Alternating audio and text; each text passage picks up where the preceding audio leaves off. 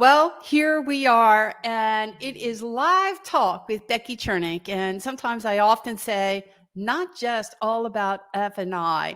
And I have a excellent featured guest speaker with me tonight, and Jamie Cobb. He is the dealer principal for Buick GMC Gwatney in Little Rock, Arkansas. And I'm telling you right now, he's amazing. And we are talking about tonight customer loyalty and why customer loyalty is so important. And it's not something that ever leaves or should ever leave.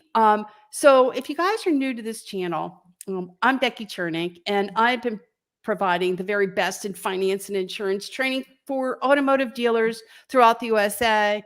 And sometimes you guys can find me in Canada. And, so I work with automotive groups, I work with independents, and sometimes recreational dealers, but it's not all about just F&I. It's from the time that customer lands on that dealership website, to working with BDC, Business Development Center, to working with that salesperson on sales strategies and processes and working on the desk, because we know how important that is. And then working simultaneously between the desk and the salesperson to finalizing that transaction in the F&I office with a designated F&I manager and or even single point sales associate. So also we are going live right now on YouTube. So if you happen to be watching us on YouTube and like us, please do me a couple things. First of all, like us, and then subscribe, and please share. We're also going live on the F&I Today with Becky Chernek in Facebook, as well as F&I on the Edge. Now, guys, if you haven't joined those groups, you got to join the groups, because there's so many talented, great car folks in both those groups that will help you in your career and along the way. And of course, we're going live on LinkedIn and Twitter. So like I said, I've got Jamie Cobb, dealer principal, in the house, and we are talking customer loyalty is never a fad. So let's talk about you, Jamie Cobb. Thank you so much for being here. Hey, thank you for having me. My Absolutely. pleasure. My pleasure. So one of the things, first and foremost, I've known you for a long time, 20 years. And you first brought me into your stores to train your managers on menu selling. And so it was crazy. Been doing it. It was brand new to us. And I reached out and I found the best person to bring in the dealership and teach it live, and been using you ever since. Well, I want to thank you very much for that, because I really appreciate your support. And, so I have been back to your store quite a few times. And then recently, the last couple of months, you brought me back to work with your staff in both of your locations. So I had a lot of fun, and hopefully we made some impact by doing that. So one of the things, over the past 20 years that I have often seen that Gwatney does is they're always doing something for the community, right? They're always pouring out, they're always giving. And you have so many different events for the community. And here's the thing, when I get into your dealerships, I just feel really, really good. I mean, the employees, they're always positive, they're enthusiastic, and frankly, so are your customers. So there's got to be a secret sauce to that. And I'm sure some of that is really getting into that, providing the best in your community. And I know you're in Little Rock, Arkansas. So talk to us, if you wouldn't mind, about that air base. What do you guys do there? Well, the Air Force Base is just right across the street from our dealership, and people get sent here it's mainly a C-130 training base. So it's the #1 C-130 training base in the U.S. Wow. And so we get a lot of families that get transferred here for training. Some of them get permanently located here. And we had this program with the Air Force Base called Community Council. And it's basically where they have somebody outside the base that has a relationship, so that people that move here that are not familiar with the area, that don't have a particular car dealer that they can use, because they come from a long way away a lot of times. And we try to create that relationship where they can come to us, that they can call on us when they need something. If it's automotive need, if it's a mechanical need, if it's a body repair need, and we try to create that relationship with them because they are a big part of our community. Well, I think you certainly have done a great job with that. And I'm sure that they certainly appreciate that. There are often times that I have said to a dealer, how many times have you, visited military or service area? So you can get, involved in that and how important that is. And maybe even recruiting some of those people from to sales, to even back in service. Yeah, technicians, because a lot of times they Technician. do only serve 4 years. And so, a lot of them have been trained. And I have, in my 35-year career with Gwatney, I have had multiple Air Force pilots that got out and said, "Hey, I don't want to fly planes anymore. I want to sell cars, or I want to work in the shop." And so we've just had it's been really great for us and our community to have that Air Force base there. And you have to support it. You have to, because otherwise those people, they'll go somewhere else and buy. We all know that people want to buy from people they like, and so we try to make people like us. Amen. That's something I have been preaching forever long today. It's all about credibility. And yeah, people do want to buy from people that they like. So why not get them to like you, right? And so what a Absolutely. great way to make that happen. So for our viewers and probably some dealers that might be watching, where are you right now? What's going on behind the scenes there? So I'm in what my wife calls my man cave. So it's my hobby shop. And behind me, I've got a 66 Corvette that I've restored. Nice. That's kind of what they call a resto mod. And so it's been restored to modern technology with a late model engine and everything. And then I've got a 21 C8 that, as we know, got really popular when that car came out. So I'm kind of obviously being a GM guy, I'm into GM cars, and I love sports cars, but I like pickup trucks. I like anything. I started my career as an automotive technician, and I spent 5 years in the service department, and then got recruited up to sales, and the rest kind of became history. Well, you certainly do have a really unique background. Frankly, I had maybe you told me and I had forgotten that you started as a mechanic and moved your way up to where you are today. There's a gentleman that I know who, Tony, he is certainly, he is working diligently. He's in service. He's a service director. And I know that he is very much has his eyes on becoming a GM one day, and probably this year. So Awesome. you certainly did that. You Yeah, certainly had the opportunity of working with Bill for many years, sure. Yeah. right? And Like, getting to know how that works. Now I've got some comments, and I really want to go ahead and see who's saying hello tonight. So we have Larry Feldman is in the house. Larry, thank you for saying hi. Richie Bello is in the house. Thank you for saying hi. And a Facebook user, big C8 fan. There you go. Yay. yeah, yeah. Rick, thank you. Jumping on and watching. I'm so glad you're here. Rick McCormick. He's a great sales trainer, F&I trainer. And then we have veteran jobs across America. Okay, Richie, there you go. So veteran for USA jobs across America. That's great. Yeah. So there you go. So, okay. So you have often, and then we have, oh my gosh, Jason Rice. You know who Jason Rice is? This man is Yeah. amazing. He hits it hard. He helps dealers profit on those used car sales, right? Make sure you're moving those used cars. So if you don't know Absolutely. Jason Rice, you got to get to know him. Lot Pots. I think I've got that right. Did I say that right, Jason? Hopefully, if you're still here. So he does a terrific job. So one of the other events that I wanted to mention. No, yes, I did. Okay, great. Yes. Okay, I got it. Lot Pop. So I don't know if you use Lot Pops or not, but I got to tell you, this guy's amazing. You got to check him out. So you have also worked with this Christmas holiday, 60. Talk to us about these 60 bikes that you guys delivered to the churches.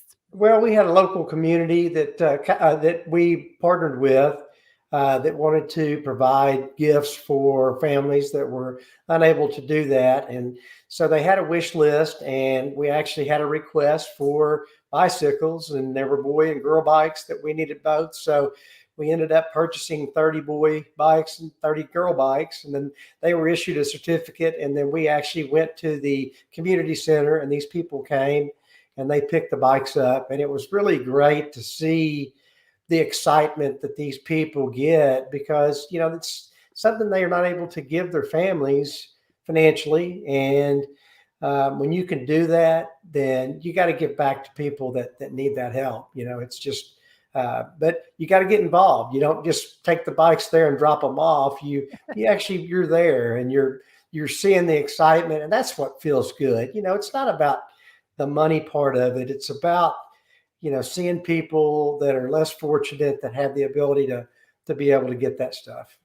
So, No, it certainly does. It's like twofold, right? And right. you've got to be a part of that exchange, and that's what makes it so rewarding. I can imagine. So I got to tell you, it just seems that often you are running these events. I want to talk a little bit about this car wash too. Now, who came up with? Did you come up with that idea? No, actually, I'll be honest with you. A great friend of mine, Ryan Navarre, who's a dealer down in Louisiana, he has a car wash, and Okay. we built the car wash because we wanted to offer a customer another experience, besides just buying a car and servicing a car. And we actually put in a quick service facility next to it. Was kind of our original intent, was to have a quick service, and then we thought, well, we'll put a car wash with it. So, hindsight of 2020, the car wash is probably a much easier venture than the quick service facility was. But, we thought, it needed to be an event, a destination.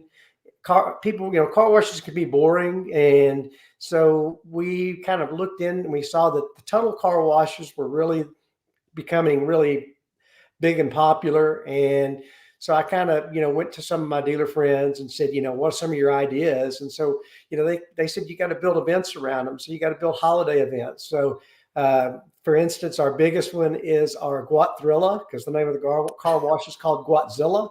And Godzilla. that's named after Bill Gwatney. And they called him Gwatzilla when he was a state senator, because he just kind of got that nickname. And so we named the car wash after Bill.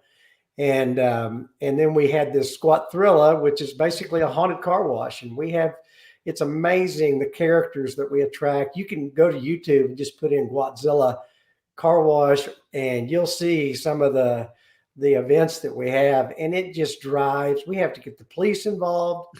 It drives so much traffic in, but we'll run anywhere from 500 to 800 cars through that event a night. And it is That just, is a lot of it is. traffic for 30 Yeah, days. yeah, yeah. No, we can't do it that much. No. It's just too long. So Yeah, we have to okay. break it out into weekends and Friday and Saturdays. So you Because don't run it for 30, just you run it can't do only it. for the Yeah, weekend. it's just too overwhelming to do It's too that. much, The okay. employees, we're live characters. They dress up in costumes, and it's pretty intense. I mean, if you're not into haunted houses, then you probably don't want to attend, because it can get pretty crazy. So No, I'll tell you right now, when I talk to Bob a lot, and yeah. he tells me, he's like, Becky, we've got another one coming. Here we go. And I'm like, gosh, I'd love to be able to be there when that happens. He says, we have a line. It just, people come from everywhere. Oh yeah. Pe- and it's just, I mean, you've had this for how many years now? Well, we built the car wash in 14, so we're Oh, going on 7, 8 years now that we've been doing it. And oh, and time then goes we did a fast. Christmas theme this year, where we had, the animation, more of the blow up stuff. So not as much live activity in the car wash, but when you're going through that car wash during Guathrilla, there's a guys can maybe jump out and hit your window or something like that. It's pretty, we ask customers on the front end though, how much, can we interact with y'all? And a lot of people will say, well, not too much, because we got kids in the car. So we try to keep it PG, Yeah, right. You can't get too crazy, but that's one of my favorites. I mean, that is absolutely one of my favorites, but you're always doing something. You're always having some sort of an event. Steve Apicella, let's see what Steve has to say. The overlooked vacancy between selling a vehicle and servicing the vehicle is where too many buyers defect. Creating one continuous ownership experience before and after the vehicle sale is how auto retail leaders are earning lifetime customers behind the one-time transaction. What do you think about that? I think that's awesome. I think it's right on. I have two questions that I ask customers on a questionnaire when I'm talking to people, and I always say there's two things I want to know: what's your intent to return and use us again, and what's your intent to refer? Because those two things I think are huge. If they had a bad experience, they're not going to come back, and they're not going to refer people to you. So I think that those two questions have to be asked to consumers when they purchase a vehicle is, will you refer us to another person, and will you come back and use our services again? And if they can't say yes to both of them, then we failed. We haven't done our job. Now we have a Facebook user. Don't know exactly who that person is since there's no face. They have to agree to allow me to go ahead and see their face on here. But Rick has it going on. I'm not sure who Rick is. Do you? No, I don't. Okay, so we don't know. So I have no idea. Okay, I didn't know if Rick was coming in, and Rick McCormick. I see. Rick McCormick. They were talking about Rick McCormick is in the house and he's got it coming on. Okay. All right, Okay. perfect. All right, I got it. It took me a few minutes. All right. So and that's good because Rick McCormick, he's great. He's a great trainer, and I certainly appreciate Rick. I've known Rick for many years in the industry as well. But here's again, if so, you want to make sure that your customers are not only going to be coming back for more, but they're also going to refer other customers to you. That is how you grow, Sure. right? Sure, absolutely. Yeah, you can do all the advertising in the world to promote your company on TV, online.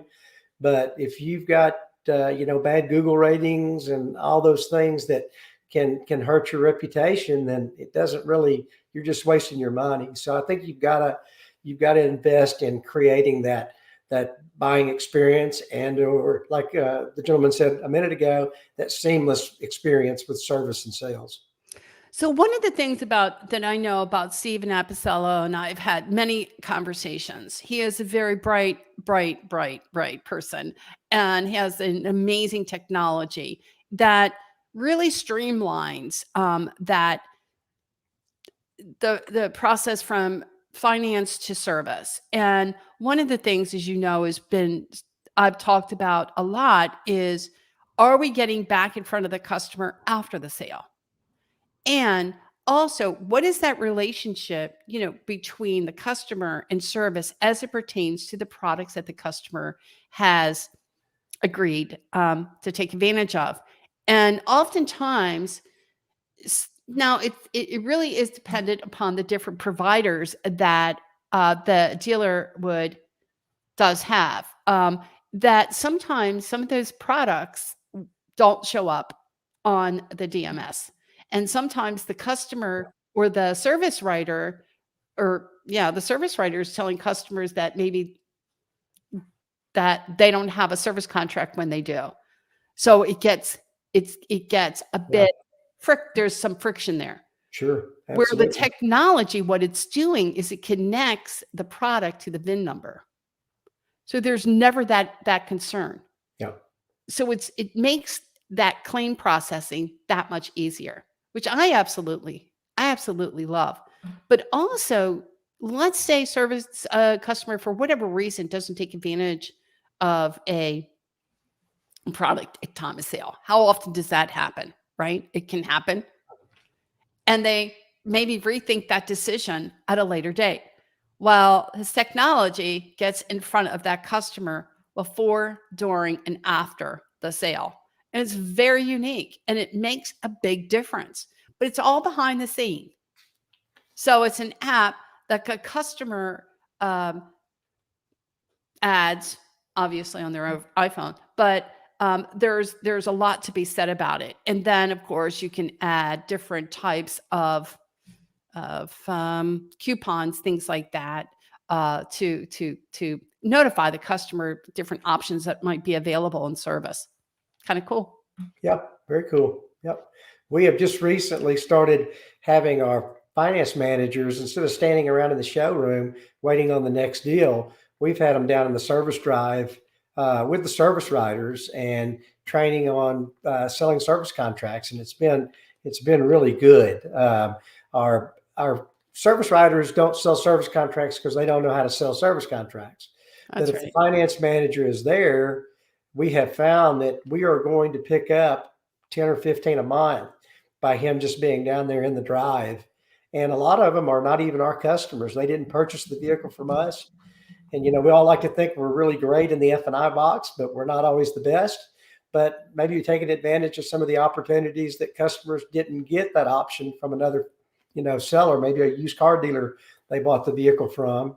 And so we're trying to pick up some additional, customers in that aspect. Yeah, it's a tremendous amount of opportunity there. So, I'm sure during some of the training that we did a few months back, we talked about the after sale opportunity and why it's so important. And in fact, I did talk to them about the line 5 option, that if in the event the customer couldn't, write a check or pay for that, or didn't have the funds available via credit card, a line 5 can be a great way for a customer to afford the additional products and actually afford the payment, because payments, is the topic, Everything. isn't it, today? Sure, absolutely. Yep. So anytime a customer can go ahead and afford those additional services, because that really is important, because if in the event that they have an expensive repair, the worst thing that can happen is if they don't have a service contract and they have to figure out a way to afford paying for that repair. So that's something that is always super important, that customers see the advantage of a service contract. And my favorite, you know what my favorite is, don't you? I think you got a lot of favorites, Becky. All the back end products are important, right? Tire and wheel, huh? Oh yeah, I love wheel and tire. Yeah, Stephen, if you remember, he has a bent wheel in his office that he did on a demo, and I made him pay for it. So I know he loves me, but he killed a $1,500 wheel and tire, a 22-inch wheel. So he keeps that on display as a reminder that every customer needs wheel and tire. Absolutely.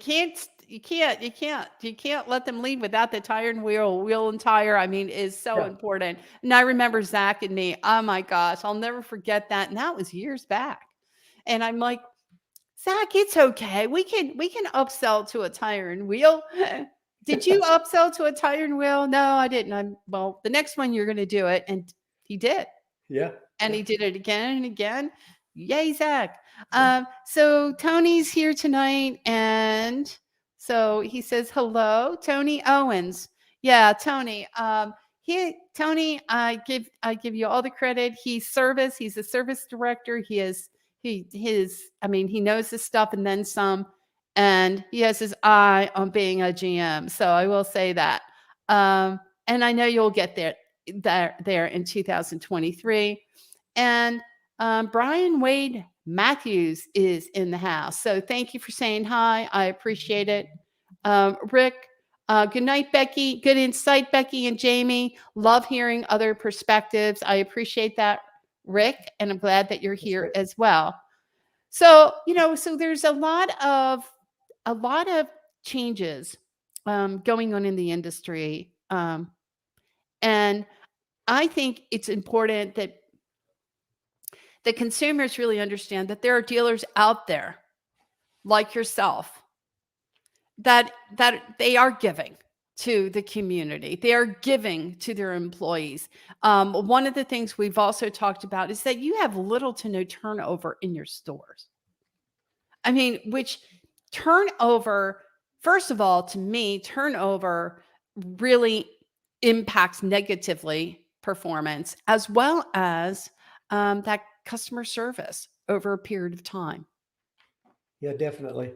I think that, when you're out there, trying to find the best people in the industry, you take care of them, you give them the leeway to make decisions, to take care of the customer without having to come to me every time, or even a sales manager going to the GM. Let's figure out how to make this. If it's a problem, let's figure out how to take care of it, make the customer happy. If it's a deal, don't be a deal taker, be a deal maker. Try to make a car deal every time the customer comes in, because they have other choices. They don't have to buy from us. There's a car dealer on every corner now. And I think that thinking forward into the future, I think the business is going to change for sure. We're already seeing it. We're seeing the used car values change. We're seeing the new car deals starting to get a little bit tougher. Rebates are coming back. Interest rates are going up. So if you don't think the business is going to be changing, you better wake up, because it's changing every day already.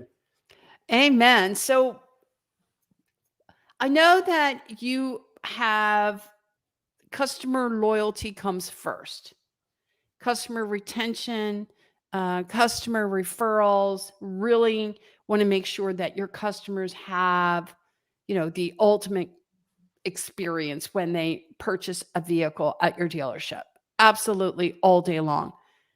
But what can you tell a dealer about today, what's happening today, with loan to values are dropping rapidly, right? Equity in vehicles went from, I don't know what, average, I'll use $2,300. I'll put that out there last year, to where we are today.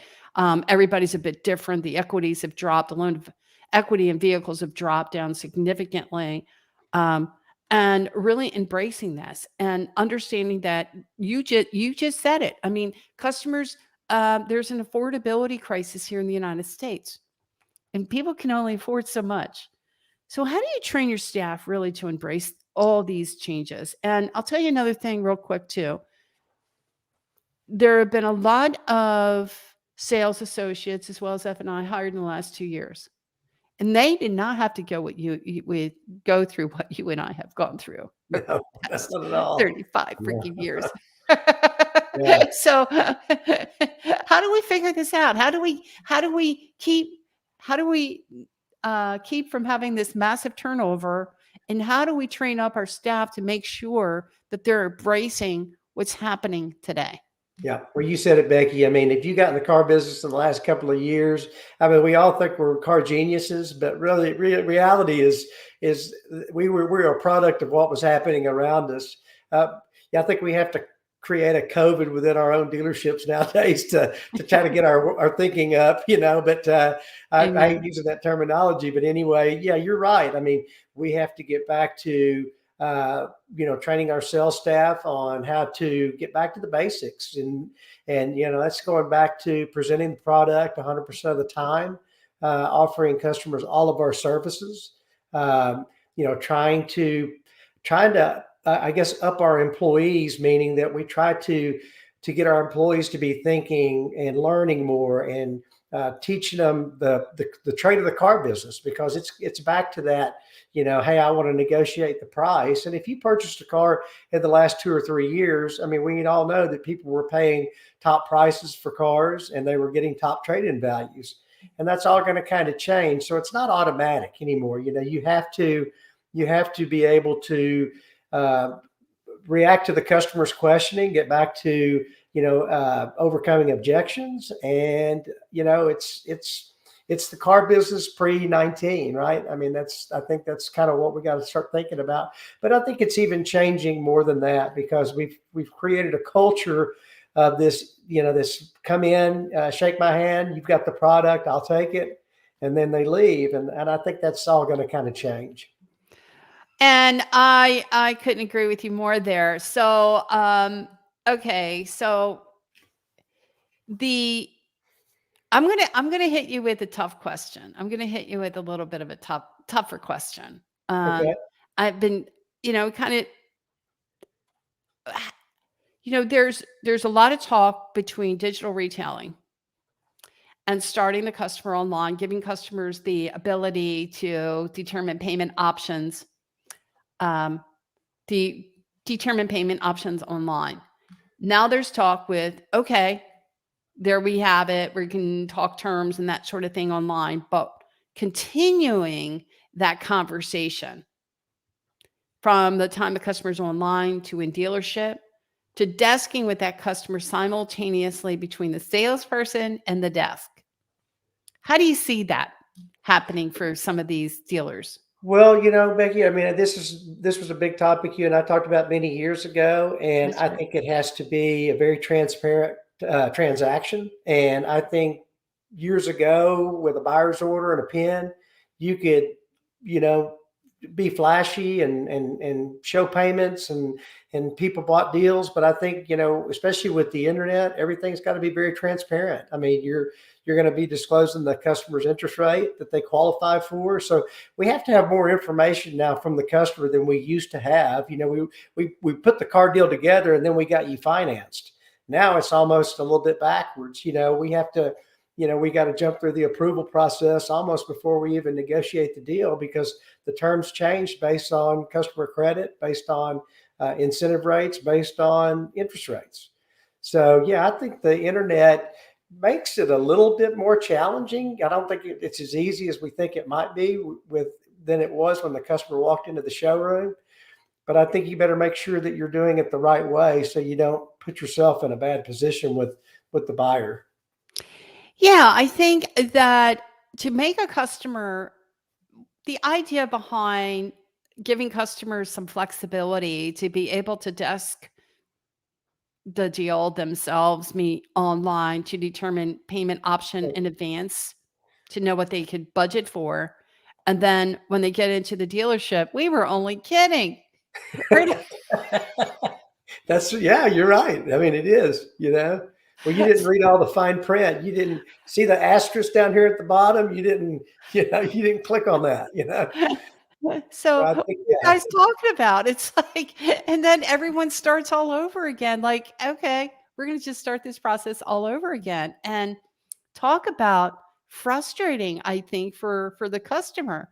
So, back in the day when we first brought menu selling in, and the whole idea behind that, it was really shocking because we were presenting that base payment, remember? And the customer understood the terms of the sale. And everybody was going, Becky, how is this going to work? You can't present a base payment and all the terms and then, what are we talking about here? So we proved, I mean, it was 2 weeks later. What did we prove? I remember I got that phone call from you, Jamie. Yeah, Somebody was freaking out. yeah, That performance was sky high. Well, it was yeah. certainly going in the right direction, and you were like, "Well, let's think about some of this." But we found out that you can be upfront and still be very profitable, right?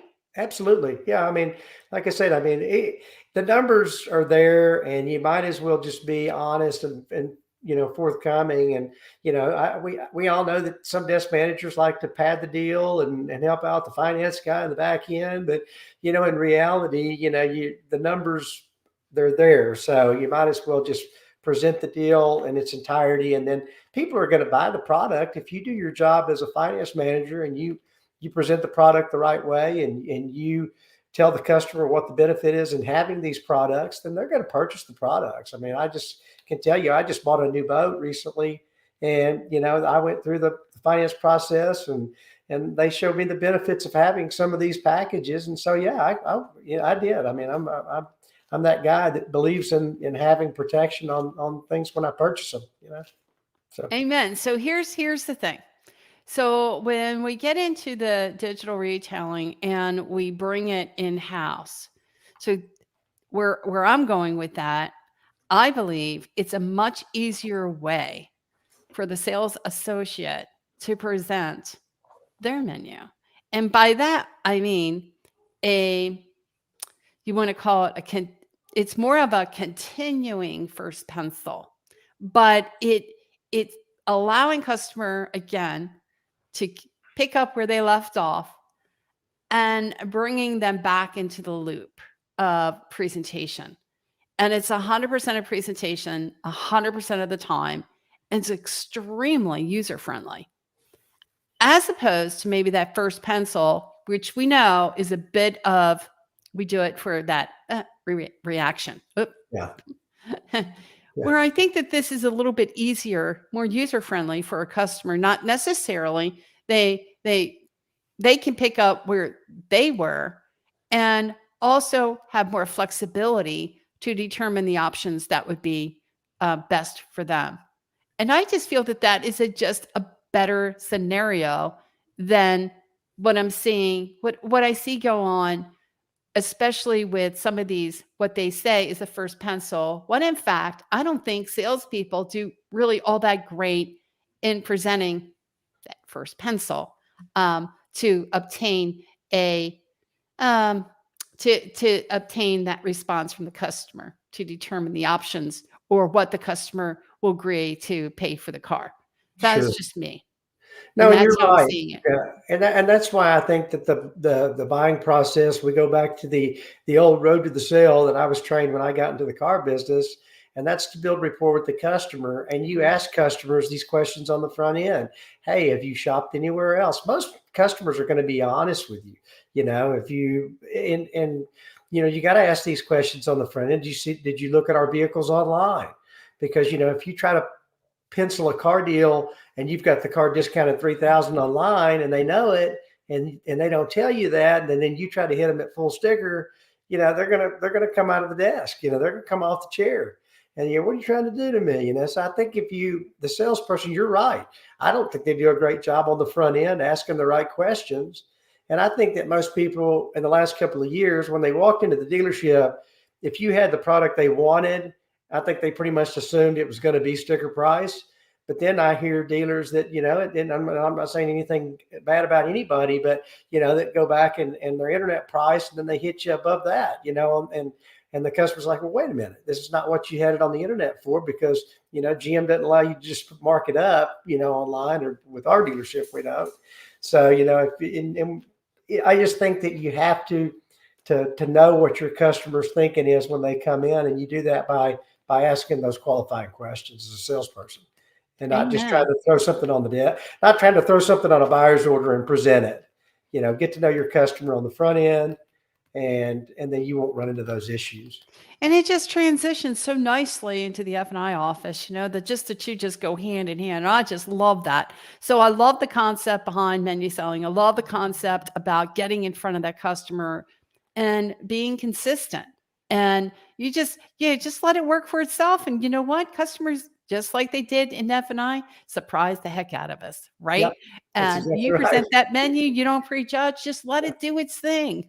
Yep, exactly right. Yeah, I'll You take know, this just one. You know, it's and I can perfect. tell you, those guys we used to surprise all the time. Like, Becky, you're not going to believe this. You're not going to believe this. They took that premiere package, or right, and I would never have believed it in a million years. But that's what it's all about. And when the customer enjoys that overall customer experience, they're back. You've got the retention, and you've got the referral. They're back in service. So we have some comments here. Stephen Epicella has the best system. He really, really does. I might go ahead and introduce you to, because I tell you, he has an amazing technology. You've got to see it. I'll do it. Just remind me. Okay. You've got to check it out. It's cool, easy, user friendly. Just check it out. Just take a look at it. The negative equity pain cometh is hitting showrooms today. Yeah, it is. Yeah. So, you know, how do we handle that? Are we asking customers for additional monies down? You know, one of the things that, you know, I've often trained sales and F&I is, you know, ask for additional monies down, but you know what? In a positive way. It doesn't have, there's nothing negative about putting Yeah, additional monies down. What does it do? It builds equity. sure. puts us in a Absolutely. much better situation. So 3-4 years down the road, guess what? You're coming back and buying a new car from me. Yep. So putting money down is ideal. And Yep. when we don't have money down from the salesperson, then F&I, when they're doing the what? Interview, um, they talk to the customer Before they get in the office. before. Remember that? Yeah. Becky, what are we doing? What are you Yeah. talking Well, about? I have to go talk to that customer on the showroom. My office is back here, You were freaking out about that. That was like everybody was freaking out about Oh, that yeah. whole thing. Yeah. I can't believe you're making us go out there and review that buyer's agreement on the floor. One of those people freak out. It'll be all right. It'll be okay. We'll be fine. We have had some good times at your store. Oh, absolutely. How does Jamie feel? Okay, here we go. Ooh. How does Jamie feel about virtual F&I doing the whole buying process from home? Good Well, question. actually during COVID, we actually got pretty good at doing that. We can do digital contracting. And so we were delivering vehicles without the customer ever coming into the dealership. And we still have customers that we do that with today. We were selling, we got away from it, but we were selling a lot out of our market just because we were getting product that people wanted.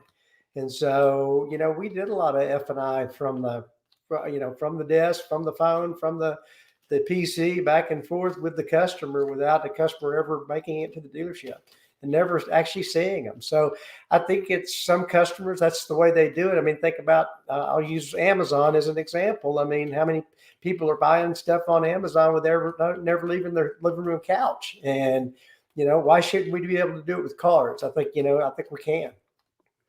Amen. Look, guys, you cannot have Jamie. He's mine. He's mine. So get your hands off. I'm just telling you, they're all in. They all want you. No, you cannot have Jamie. He's mine I'm expensive. forever long. Yeah. I'm high maintenance. How much? Just ask my wife.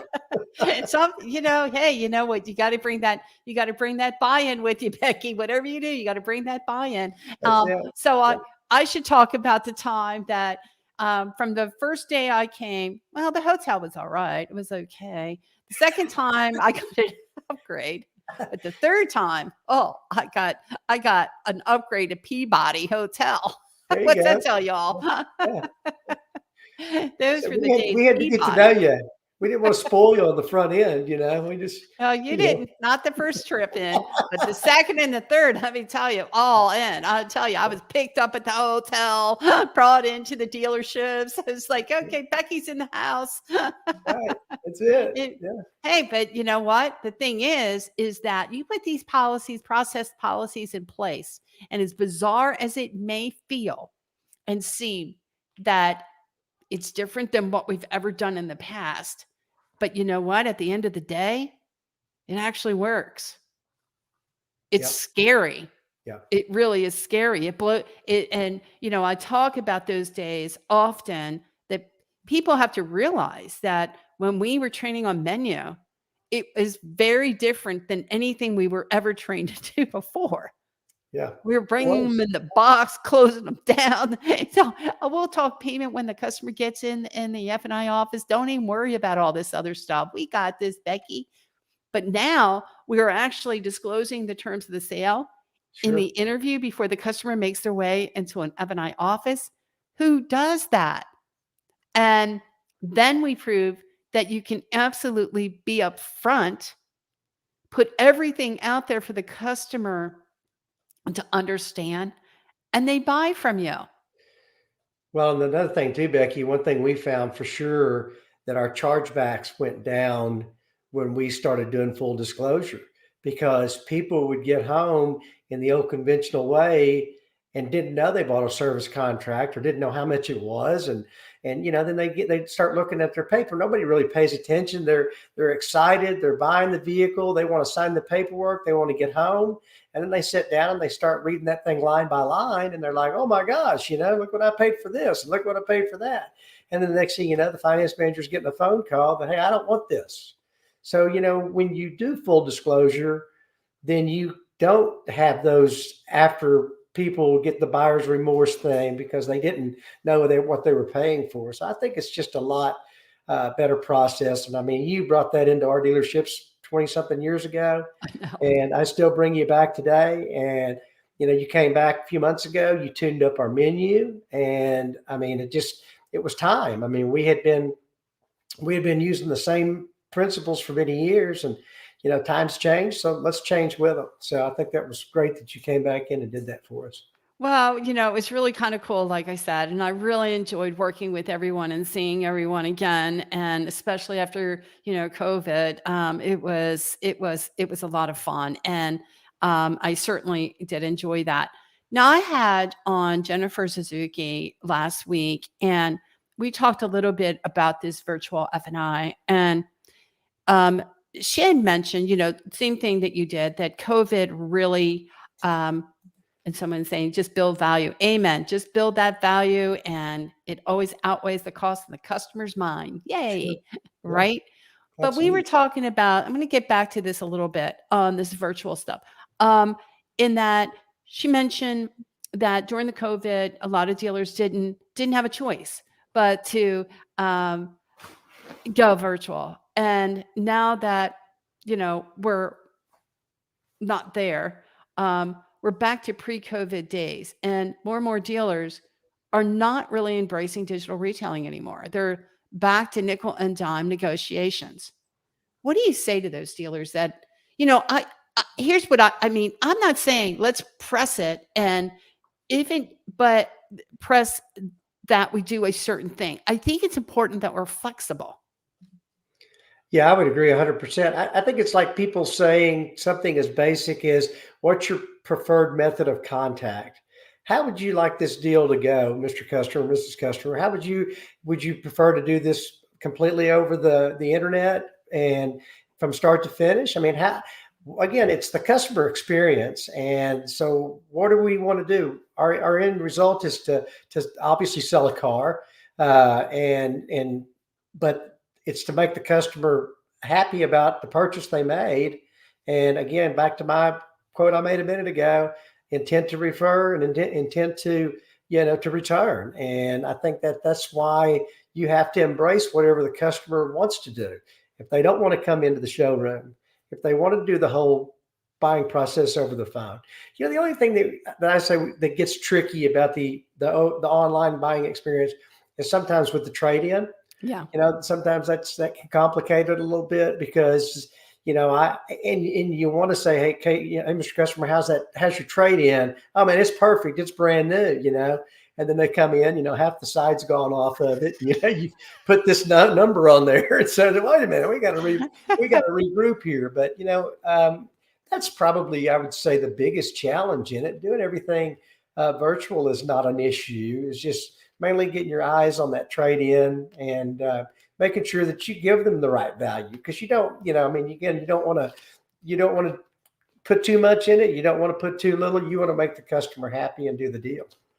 Well, absolutely. I think that can be tricky. I also think that there are times, and I can understand where a dealer may not want to go through the complete journey to a financing the loan, only because there's a couple variables that actually can make a difference.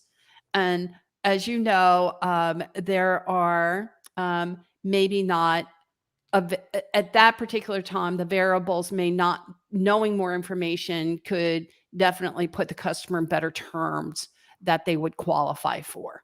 So Sure. I think it's important to wrap our head around that, but engage with the customer at that point to make sure that they understand the terms.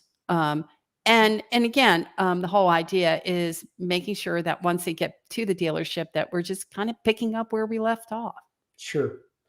And then you got the whole fraud issue thing you got to kind of watch for Oh too. yeah, That's yeah. that's a scary part of our business today. When Amen. people trying to use bad information, and you just don't want to get there. And we want to believe everybody, and we want to make every deal we can, but you got to make sure you cover your bases for sure.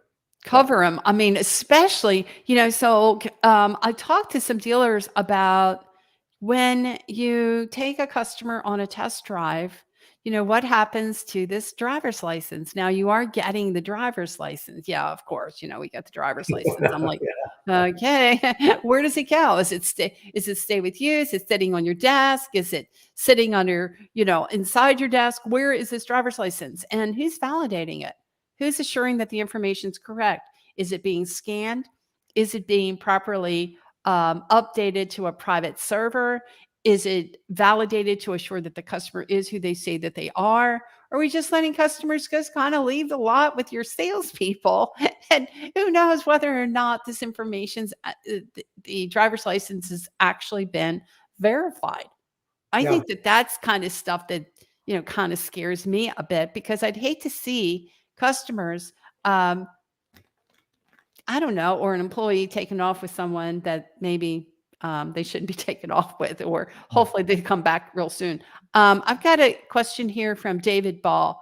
It's refreshing to hear from people like Jamie, that's for sure, that he is embracing the change. So many dealership peeps adverse to the change, living in the past and trying to hang on to the way we have always done it. Yep.